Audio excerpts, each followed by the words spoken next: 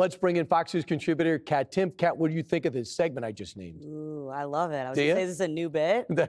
Pretty sure. Let's see if it goes well. All right, so let's talk about this. Swiping right is out. The water cooler flirting is in. Gen Z is done looking for love online. Now they're finding it between the desk chairs and the team meetings. Got a new study that says 60% of millennials, 49% of Gen Zers say romance has become more acceptable in the office compared to the dating apps. Just 25% of the baby boomers. Your reaction? You're in between all these brackets. Yes. Okay, so it is understandable and normal to develop feelings at work for someone because you spend a lot of time at work. It makes I don't think it should be villainized. However, you can also end up in a really bad situation.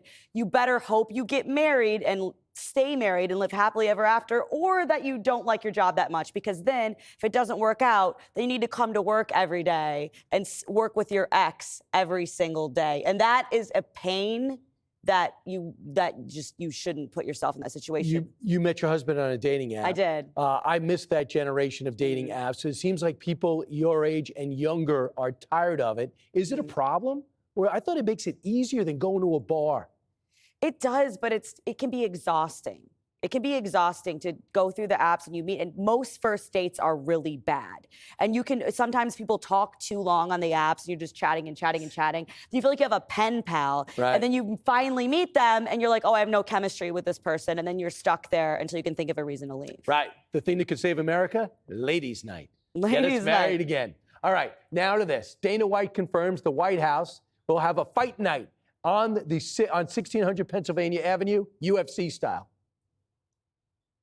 I talked to him last night, him being the president, and I'm flying out there at the end of this month, and I'm going to sit down and walk him through, all the plans and the renderings, and we're going to start deciding what he wants and doesn't want. But yeah, it's definitely going to happen. Well, think about this. When you were just asking me, at the beginning how I felt about, where we are today, July 4th, 250th birthday of the United States of America, live on CBS from the White House. Well, so, listen, yeah, I like the live on CBS.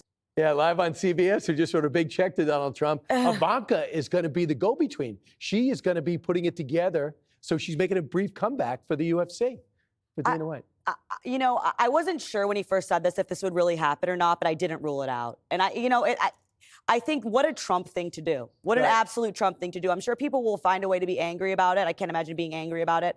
I'm going to watch it. And I don't normally watch this kind of stuff, but I would watch it just because I've never seen anything like that before. On year 250, it was that boxing was America's sport, but in year 250, it is really UFC that has trumped boxing. Yeah. Right? And Dana White deserves all the credit. You see that picture of Trump and Elon, speaking of exes, looking at that of them at the UFC fight. I wonder how he feels about that, seeing that. Can I make a prediction? They're going to get back together? They're going to get back together. Yeah, I think it's just a little too raw right now, and they'll come back around. As a libertarian, do you think you should play a role in getting them back together? How would I get them back together? I don't know.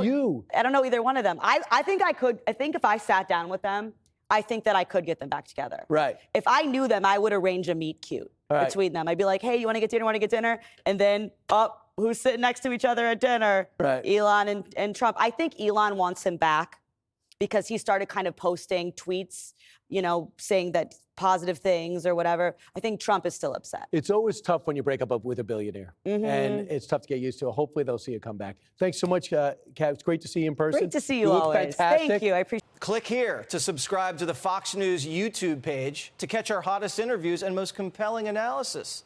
You won't get it anywhere else.